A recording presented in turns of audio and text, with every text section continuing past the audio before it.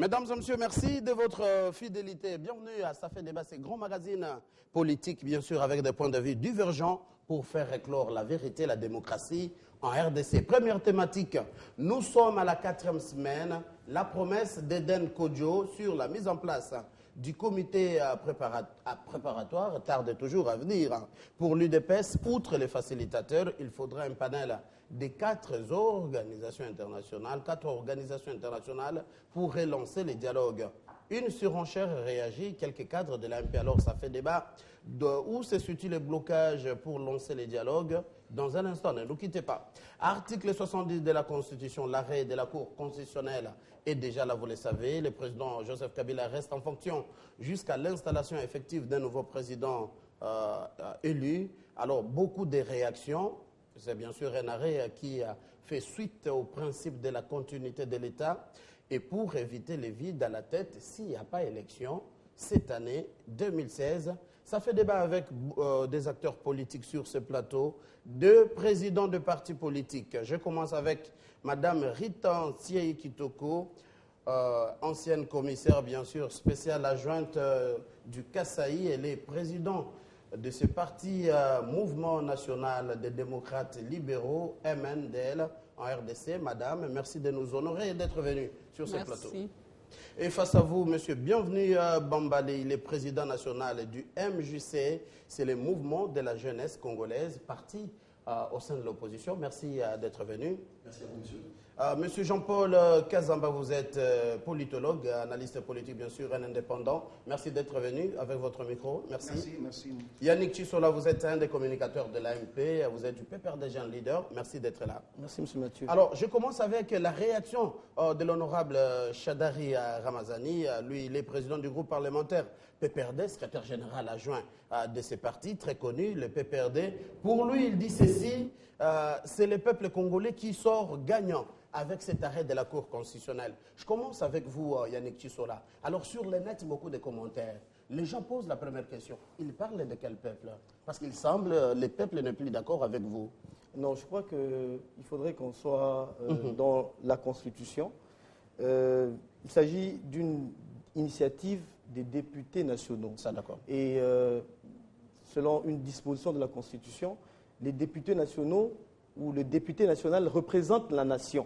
L'article 5 le dit déjà clairement, le pouvoir émane du peuple, le peuple l'exerce soit directement par voie d'élection ou de référendum, ou soit indirectement à travers ses représentants. Donc le député national représente la nation, et c'est à ce titre que ces députés de la majorité politique et de l'opposition sont allés justement saisir la Cour constitutionnelle afin d'avoir justement l'interprétation des articles 70, 103 et 105. Ça vous arrange, c'est l'interprétation donnée par la Cour constitutionnelle? Non, je crois qu'il n'est pas question ici d'un quelconque triomphalisme.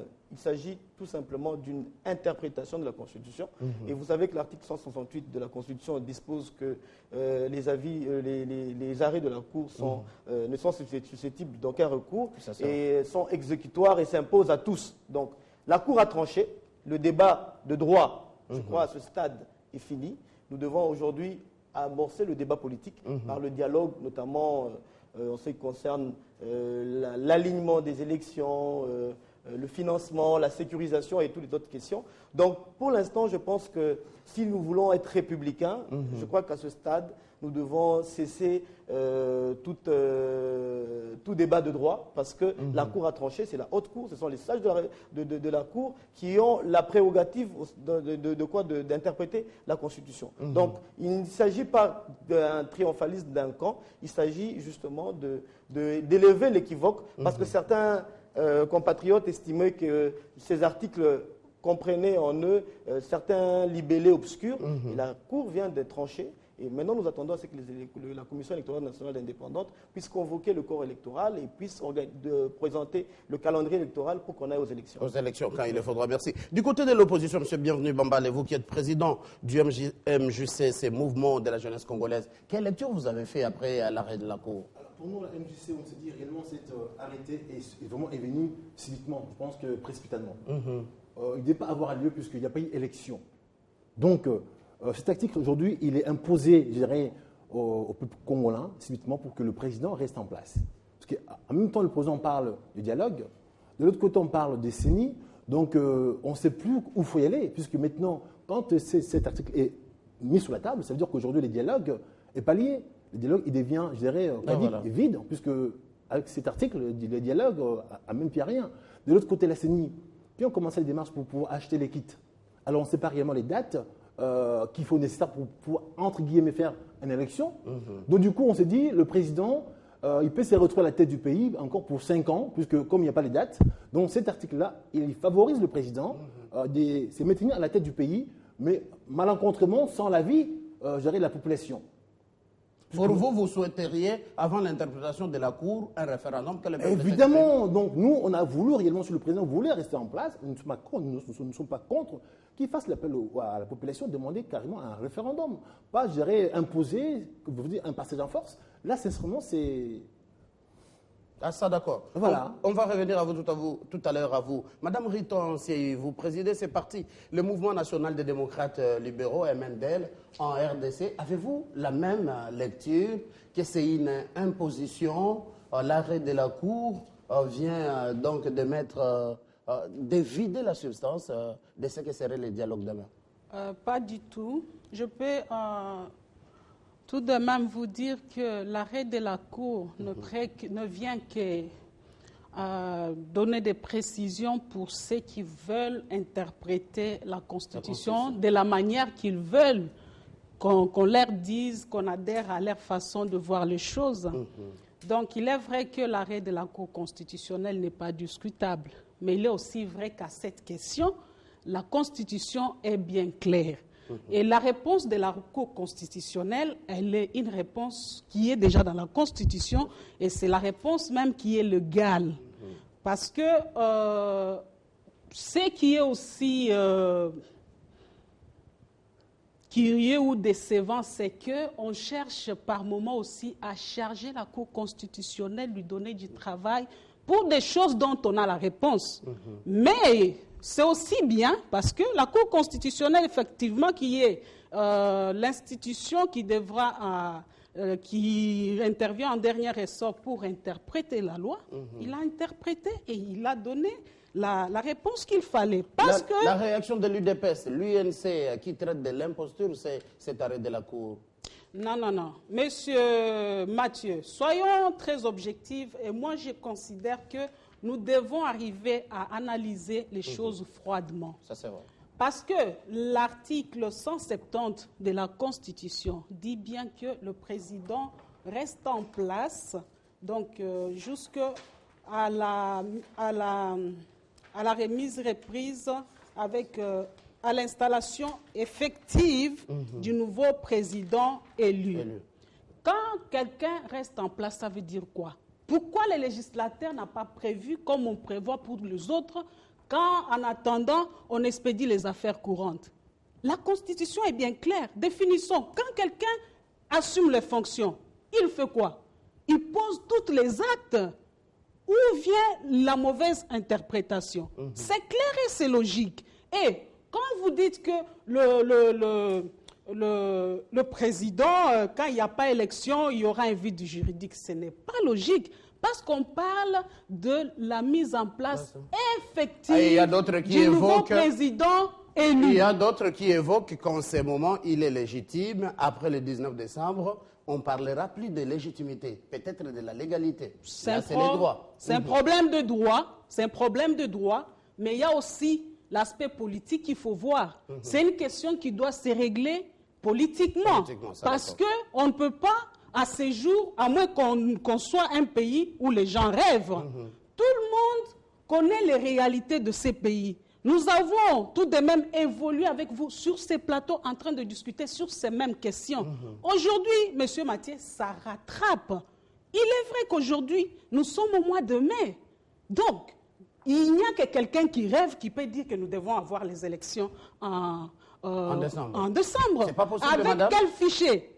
C'est la question que moi je pose. On va y aller avec quel fichier? Quel fichier? Ça, les fichiers que nous tous nous avons décrié que c'est un fichier corrompu, qui a même ratifié par l'OIM qui a fait l'audit.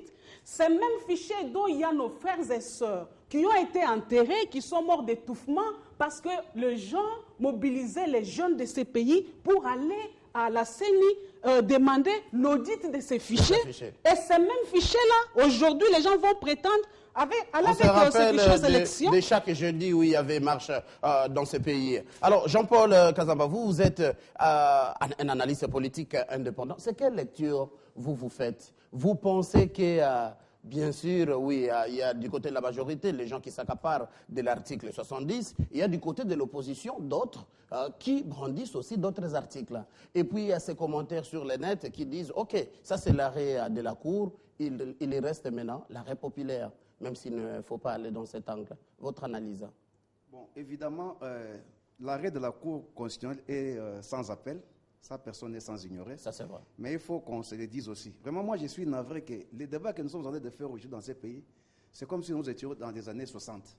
Ce n'est pas aujourd'hui, nous avons des savants dans tous les domaines qu'on devait tournoyer sur des dispositions qui sont claires et limpides. Sur un français clair et limpide. Ça, c'est du français facile. L'article 70, même ma fille qui est imprimée sur la Saint-Raphaël, peut lire et comprendre ce que ça veut dire. Oh! Est-ce qu'il était important que la Cour constitutionnelle vienne nous interpréter ça? Encore que la Cour constitutionnelle n'est pas là pour des dispositions très claires comme ça. La Cour constitutionnelle est là pour des dispositions qui sont floues et ambiguës. Ça, c'est vrai. Moi, j'ai lu les livres du professeur Essambo que j'ai du respect. Dans son livre, la Constitution, qui parle de la Constitution du 18 février 2006, il dit que la Constitution de 2006 est une réaction aux pratiques ou aux dispositions néfastes des constitutions précédentes.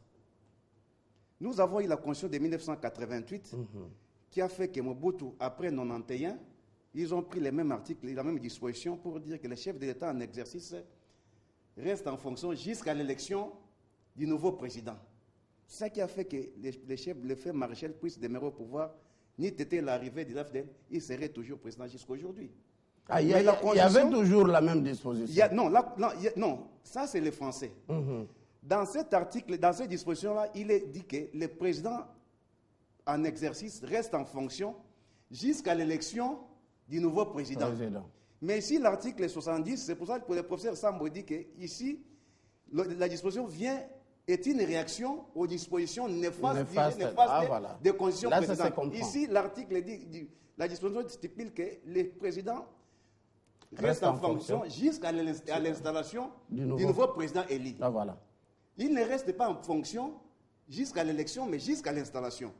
Mais, que voulez-vous? La Cour constitutionnelle vient de... Avant qu'on soit installé, on doit parler élection.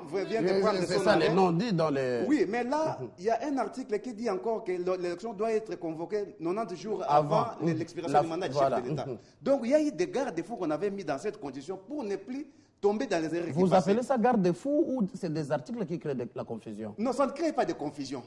Ça ne crée aucune confusion là-dedans. Parce que si vous prenez l'article 73 qui dit que le corps électoral doit être convoqué 90 jours avant l'expiration du mandat du chef de l'État. Vous comprenez? Et l'article 70, en lui, il dit que non, le président actuel reste en fonction jusqu'à l'installation. C'est comme aux États-Unis d'Amérique. Les élections se passent au mois de novembre, mais l'installation du président de la Cour s'est fait au mois de janvier. Ça, ce n'est pas... Là, c'est quand on connaît un calendrier qui est respecté. C'est qui n'est pas... Où les élections sont en vue. Ce n'est pas une nouveauté. Mais je voudrais dire une chose ici parce rapidement, équilibre de temps. Je voudrais dire une chose ici parce qu'en fait, comme la Cour constitutionnelle a déjà pris son arrêt, maintenant, la Cour vient d'ouvrir une brèche terrible d'une guerre sans merci de légitimité. Laquelle? Mais oui, la Cour constitutionnelle ne saura pas dire combien de temps les chefs d'État doivent rester là-bas en fonction. Ah voilà, là, ça c'est vrai. Et l'arrêt ne l'a pas dit. En fait, vous avez ici une frustration de la part de la population qui attendait voir les dirigeants ou les animateurs des institutions remettre le pouvoir aux souverains primaires. Mais ces souverains, ces dirigeants ont constitué d'une sorte de, je parlais d'une oligarchie, ce sont des oligarques. Ils ont pris le pouvoir, ils les gardent pour eux, ce sont ce groupe d'individus qui dirigent et qui ne veulent pas remettre ces pouvoirs aux souverains primaires. C'est un point de vue. Il doit voir à qui maintenant comment sanctionner. Réaction à chaud de ses côtés. Oui, je crois que par rapport à ce qu'a dit mon ami... Vous n'avez pas la volonté de remettre à temps ou selon la Constitution, les pouvoirs. Non, je voudrais d'abord, avant de répondre à votre question, dire à Bienvenue, de tranquilliser Bienvenue. Je crois que le dialogue n'est pas vidé de sa quintessence. Le dialogue avait pour objet de discuter sur le processus électoral. Et dans ces éléments de sécurisation, de financement, d'enrôlement, parce que vous savez, ce financement, parlons-en, ce financement nous coûte énormément cher pour un pays qui a plus ou moins 8 milliards de dollars pour le budget et nous consacrons plus ou moins 1 milliard pour les élections. Je crois qu'il faudrait que les acteurs politiques discutent. J'ai toujours l'habitude de donner des exemples du Nigeria, qui est la 25e puissance économique mondiale. Elle n'organise qu'à 650 millions de dollars pour ces élections. L'Afrique du Sud, qui est un grand partenaire de la RDC, c'est plus ou moins 150 millions de dollars. Donc je crois qu'en tant qu'un bon père de famille, le président de la République a mis ce thème pour permettre à ce que les acteurs politiques et de la société civile et même de politique et de la société civile puissent discuter justement par rapport à ça. Donc je crois que le dialogue garde encore sa valeur. Ça, et nous invitons à assister. On a évoqué l'oligarchie. Alors, je voudrais dire une chose, c'est que il y a de la volonté politique. Il y a de la volonté politique. Il ne faudrait pas qu'on remonte à ce qui a fait qu'il n'y ait pas d'élection. C'est quoi vous appelez volonté politique? La volonté politique y est parce que, vous savez, tout le temps qu'on passe... Il n'y a pas de calendrier. Mais le calendrier a été rejeté, M. Mathieu. Vous savez que, je veux revenir à 2011, après les élections présidentielles que tout le monde a fustigées, qui avait des irrégularités. Lorsque Mulunda s'est présenté au Parlement pour présenter un calendrier partiel, ce calendrier comprenait les élections locales, municipales, provinciales. Les députés ont dit, monsieur, vous avez mal organisé les élections, nous devons d'abord recomposer cette CENI. Mais cette CENI, cette CENI, c'est très important pour les jeunes qui nous suivent. Cette CENI, pour qu'on recompose le bureau de la CENI, il faudrait que M. Bienvenu, qui est de l'opposition, s'assume. C'est à cause de l'opposition et de la société civile que nous avons pris plus ou moins de 2 ans pour qu'ils choisissent des délégués. Ça fait plus ou moins 2 ans, soit de 2012 à 2014, pour qu'eux nous présentent des délégués. Et ce temps qui est perdu, ce temps qui était perdu, on ne revient plus. Il y a une question qu'on il y a eu des calendriers. Monsieur Mathieu. Il y a une question. Les problèmes, c'est l'arrêt de la Cour, le respect de la Constitution. L'analyste politique évoque, vous détenez le pouvoir et c'est comme si vous n'avez pas envie de les céder à temps. Parce que l'arrêt n'a pas dit, les chefs de l'État restent en fonction pour combien de temps? Oui, c'est pourquoi nous estimons qu'après que le problème de droit soit résolu, nous devons aller au dialogue pour discuter sur l'alignement des élections, pour discuter sur le calendrier électoral. Tenez, depuis que la CENI présente des calendriers partiels, l'opposition rejette. Global, l'opposition rejette. Alors, nous allons toujours, la CENI va toujours continuer à ponder des calendriers qui seront rejetés par l'opposition. Il faudrait qu'on se mette à un moment donné autour d'une table pour dire, mais commençons par quelle élection? Après cette élection, on nous présente laquelle? Parce que moi, je suis jeune et je voudrais bien être conseiller municipal dans ma commune. Et je crois que c'est le souhait de plusieurs jeunes. De plusieurs jeunes. Ça, d'accord. Madame Rita Ancier. La question, elle est pertinente, ça, c'est vrai. Mais c'est qu'il est vrai qu'il y a une réponse à cette question. Je voudrais seulement dire que les choses ont suffisamment évolué. À ce jour, nous avons tous suivi que la CENI est à ce jour en train de faire, elle a une phase expérimentale avec les 2 fournisseurs des kits électoraux. Ça, donc, moi, je crois qu'aujourd'hui, on doit quitter les débats qui nous retardent. Nous sommes dans des discussions qui ne nous avancent pas. Parce que la Constitution elle-même est bien claire, comme il l'a dit. Elle est claire par rapport à cette question.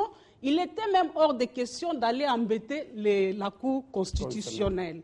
Et à ce jour, par rapport à la réponse, elle est là. On prend l'exemple avec les commissaires spéciaux. La Cour constitutionnelle a pris la même décision en attendant l'organisation des élections. Mais dans moins de temps, ça n'a pas fait plus de 6 mois. Les élections des gouverneurs ont été organisées. Aujourd'hui, nous sommes dans une phase où déjà on est à la phase expérimentale pour la sélection du fournisseur pour les kits électoraux. Ça répond à notre souci qui était celui de voir tous les nouveaux majeurs être élus, toute la population congolaises, jeunes filles et les Congolais de l'étranger, être enrôlés pour enfin vouloir se choisir les dirigeants. Nous avons décrié le fichier de 2006 parce qu'on s'était dit limitez-vous à tel nombre et puis allons avec ce nombre aux élections. Ce qui a fait que d'une manière obligatoire, on a empêché les autres fils de ces pays à se choisir leurs dirigeants. En tout cas, nous, en ce qui concerne le mouvement national des démocrates libéraux, nous sommes dans cette vision de vouloir accompagner la CENI de manière vraiment transparente et très objective, avoir un fichier qui pourra mettre tout le monde d'accord pour organiser les élections dans la transparence. Il y a une question aussi, tout en ramassant la préoccupation de M. Bienvenu par rapport au dialogue, oui, on trouve vraiment qu'il y a nécessité de la tenue de ces dialogues. Parce que maintenant, la CENI va commencer l'enrôlement. Si ils arrivent à conclure le marché, maintenant, ils doivent nous sortir les chronogrammes du processus électoral. C'est ça où l'opposition et toute la classe politique avaient souhaité avoir un calendrier consensuel pour ne pas revenir dans ce que... Et pour avoir cela, il faut les dialogues, d'accord. Et pour avoir cela, il faut les dialogues, parce qu'il y a une partie, une tranche qui pense que les élections locales on doit commencer par les élections locales, qui sont plus importantes. Certains considèrent qu'on doit commencer par le présidentiel, qui sont importantes. Or, il n'y a pas les élections qui sont plus importantes que les autres. Tous les fils de ces pays ont le besoin de se choisir un dirigeant en commençant par les locales jusqu'au présidentiel. D'accord, madame. Monsieur, bienvenue à Bambalé. Sincèrement, pour notre part, MJC, pour le dialogue en question, on n'a pas été, je dirais, intéressés. Donc le dialogue aujourd'hui, vraiment, ça nous intéresse pas pour deux choses. Tout simplement parce qu'aujourd'hui, le dialogue en question est convié à 12 courants. Alors au Congo, actuellement, il y a plus de 600 partis. Ça, c'est un. Alors, si vraiment le président de la République, il voulait faire vraiment gérer l'unité de tout un pays, je pense qu'il devait songer ou bien convoquer tous les chefs de partis qui existent, qui sont agréés, pour en parler donc le fils du pays, ou bien demander carrément un référendum. Ça, c'est un.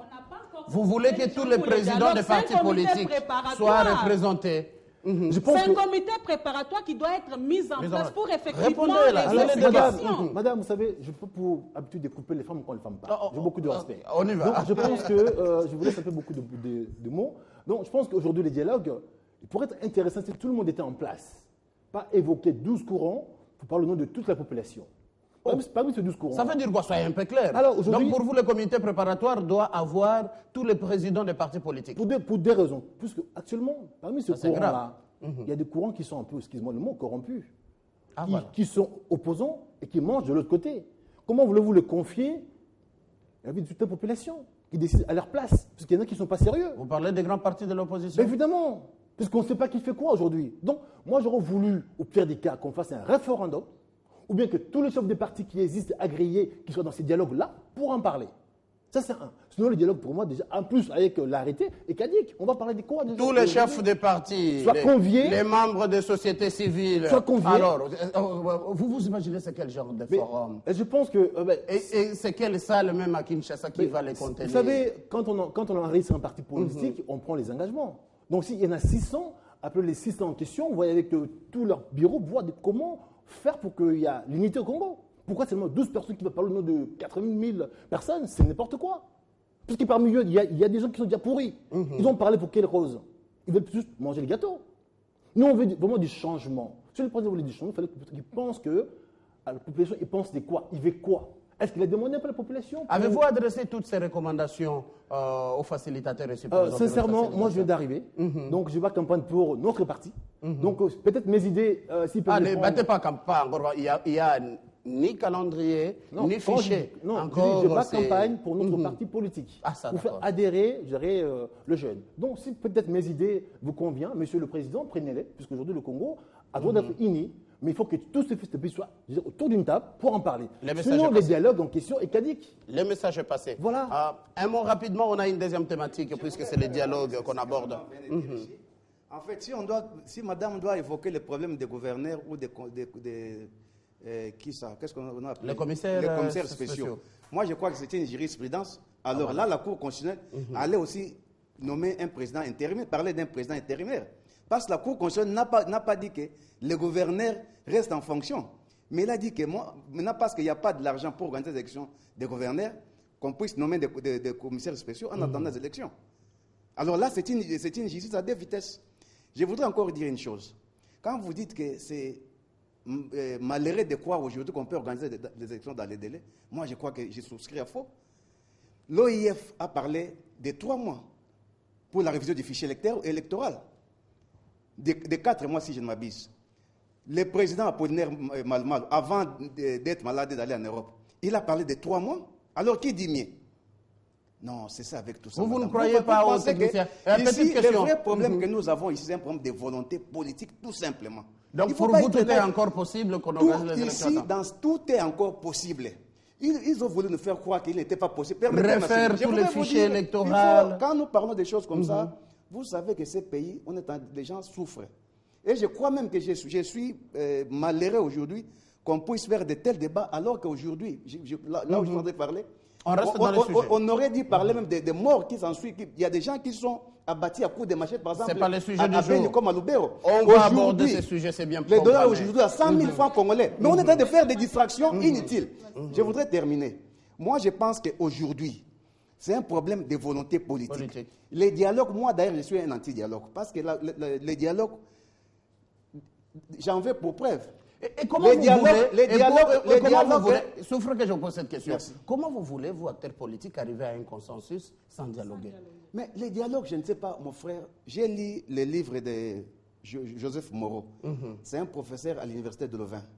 Il dit que les dialogues étaient superflus dans des sociétés modernes. C'est son point de vue en son temps. Oui, je voudrais vous dire. Maintenant, je voudrais vous démontrer ça.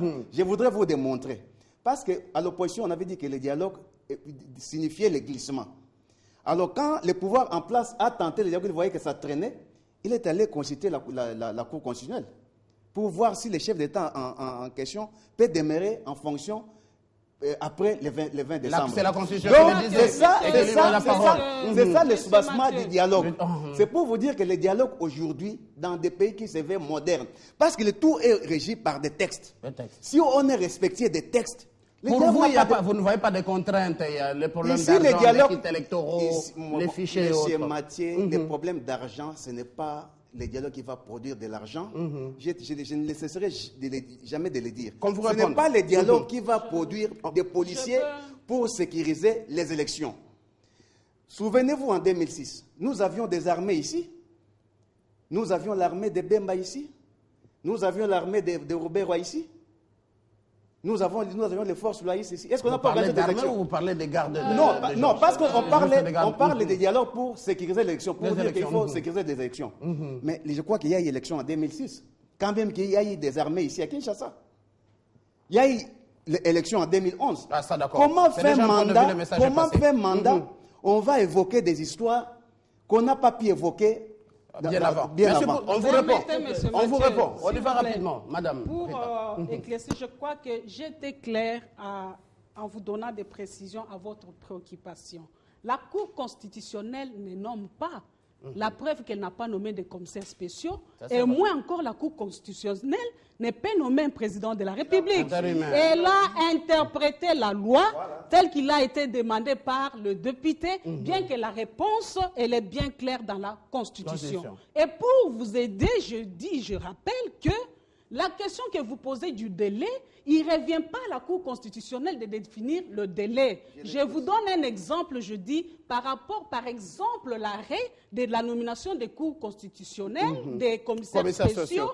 C'était une mesure transitoire, mais le gouvernement a pris des mesures et aujourd'hui, les élections de gouverneurs ont été organisées. Et pour les cas d'espèce, je précise que si nous aimons le Congo et si nous voulons les bonnes élections telles que souhaitées, ce serait un rêve de s'attendre aux élections dans 4 mois. Vous connaissez le Congo? Vous connaissez le Grand Congo? Ici même la ville de Kinshasa. Ça peut prendre combien de temps pour enrôler tout le monde de la ville de Kinshasa?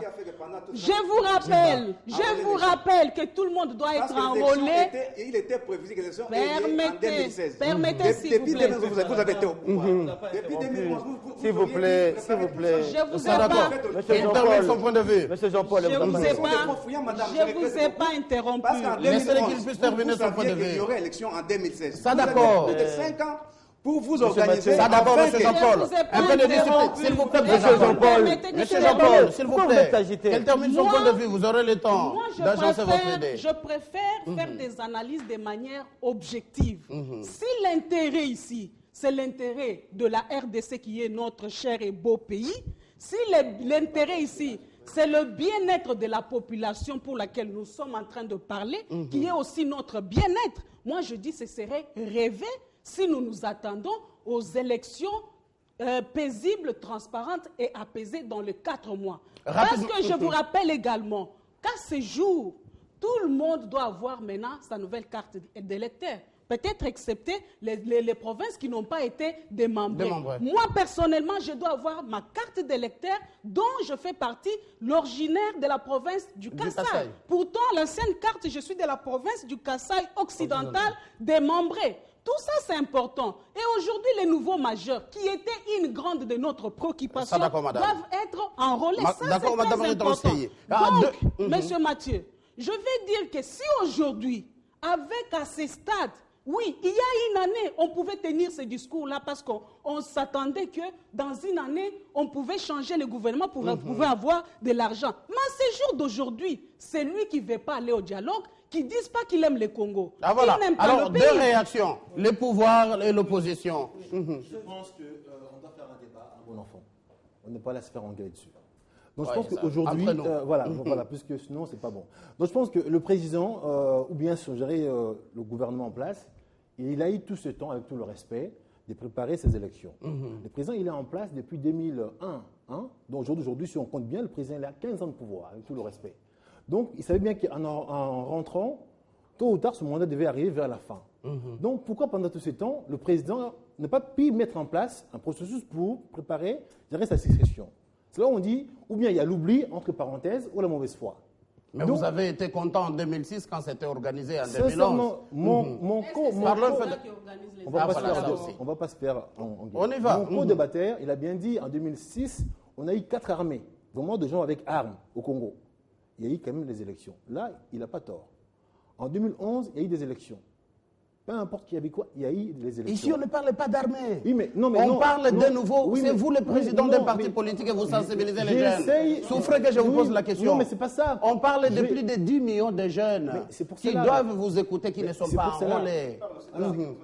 Je ramène un peu la situation pour que tout le monde comprenne pourquoi il y a tous ces blocages. Parce qu'aujourd'hui, le président, il a fait quand même 15 ans de pouvoir, donc ça veut dire que ce n'est pas quelqu'un qui arrive. Donc il a eu tout ce temps de préparer quand même sa succession. Maintenant, ce n'est pas fait. Peut-être le président avait oublié, ok. Ou bien le président n'avait pas le temps, ok. Mais au jour d'aujourd'hui, on est bloqué. Moi, aujourd'hui, le président, et je dirais, Ça, c'est la problématique. Vous pouvez donner des pistes de solutions. Alors, la solution, c'est simple. Voilà. Il faut qu'il nous fixe les dates. Ah, ça, c'est la... Évidemment, qu'il nous fixe les dates. Voilà, aujourd'hui, l'arrêté est tombé. Pour combien de temps? Ça, c'est bon. Ok, on peut dire dans ces cas, ok, qui prononce, ok, cet arrêté-là, il est parti pour 6 mois, ok, on serre la ceinture pour 6 mois, on dit voilà, il y a transition, il y a autre chose. Très bonne proposition. Pourquoi pas Je crois qu'il y a beaucoup de confusion. Mais qu'on donne des pistes beaucoup de de solutions. confusion. Le politologue qui est assimilé à l'opposition, l'opposition qui est assimilée au politologue. c'est son point de vue, beaucoup de mon cher. confusion. C'est Il son parle point de d'arrêté vue. au lieu de parler d'arrêt. Moi, je voudrais dire ceci. Il parle de 12 courants. Je ne sais pas, ces 12 courants viendront d'où dans les 600 partis politiques. Il s'agit d'un comité préparatoire. Peut-être qu'il fait la confusion entre le comité préparatoire et le dialogue. On parle de comité préparatoire, c'est-à-dire que vous êtes démocrate et vous avez ce sens de représentation. C'est-à-dire, vous dites... À sa place que j'explique, s'il vous plaît. Non, monsieur Il Mathieu, parle, par je exemple, suis jaloux de minutes. S'il vous plaît, vous avez la parole. 12 représentants de l'opposition. Il veut qu'on ait un comité préparatoire avec 600 présidents des partis politiques. C'est pas possible. Nous sommes partis pour la gloire. C'est pourquoi j'ai toujours dit que c'est l'opposition qui nous a toujours fourni la glycérine pour qu'on glisse dans ce pays. Moi, je parlais de 2 ans pour mettre le comité préparatoire. 2 ans pour mettre le comité, plutôt le bureau de la CENI. Ce n'est pas nous, c'est eux. Aujourd'hui, on parle du dialogue. Nous sommes là, nous, prêts pour qu'on aille au dialogue. Qui traîne? C'est eux. Donc, vous comprenez que le glissement, qui est une trouvaille, qui est un heureux cas de l'opposition, ce glissement, c'est leur pure stratégie, parce qu'ils ne veulent pas d'élections, parce qu'ils savent que si on va aux élections, on va les gagner à tous les niveaux. Je voudrais dire une chose. Lorsque le politologue qui a assimilé l'opposition parle de superflu, je crois qu'il quitte dans l'analyse ou dans les faits qui sont devant nous, ou devant l'évidence qui se présente devant nous. Nous sommes là en train de discuter sur des élections qui ne peuvent pas être organisées parce que nous devons enrôler non seulement les nouveaux majeurs, non seulement enrôler tous les Congolais, mais nous devons aussi enrôler les Congolais de l'étranger, les Congolais, nos frères et sœurs qui sont à l'étranger. Mais on vous a posé une question, vous ne répondez pas. Vous parlez de 3 mois, de 4 mois qui ont... Yannick, que je vous pose cette question. Oui. La question, elle est simple. Oui. D'accord, l'arrêt de la Cour est là. Il n'y a pas de débat, il n'y a pas de discussion. Même si nous, on en parle ici, juste pour informer la population. Maintenant, il pose une bonne question. L'arrêt qui ne précise pas ni la durée, ni quand est-ce que les élections doivent être organisées. Madame Rita réplique en disant que ce n'est pas à la Cour de donner l'arrêt. Là est le problème. Qui doit le faire. Voilà, qui le faire? C'est la CENI qui doit fixer le calendrier après avoir convoqué le corps électoral. Et je dois rappeler à monsieur le politologue, mon ami que j'aime beaucoup, Jean-Paul, qui a assimilé à l'opposition, qui parle de l'élection de 2006. Monsieur, après 2006, nous avons assisté à un 3e tour à Gombe où le candidat malheureux a voulu assassiner le président élu. Vous voulez que ça se répète encore en 2016? Après 2011, nous avons assisté à 2 prestations de serment. Un au Palais de la Nation, un autre à la résidence du président de l'UDPS. Vous voulez que ça se passe encore en 2016? Pourquoi vous n'aimez pas le pays? Pourquoi vous n'aimez pas le Congo? Alors, il faudra combien de temps pour nous disons ceci? C'est la CENI Vous ne répondez pas à la question. C'est la CENI, monsieur Mathieu. C'est ça la Constitution. S'ils n'ont pas de Constitution, je vais en prêter une après cette émission. La Constitution dit ceci. La Commission électorale nationale indépendante est une institution d'appui démocratique qui assure la régularité du processus. Aimez ce pays. Vous n'avez que ce pays. Aimez ce pays, monsieur. Vous êtes en train d'hériter ce que Mobutu a fait dans ces pays.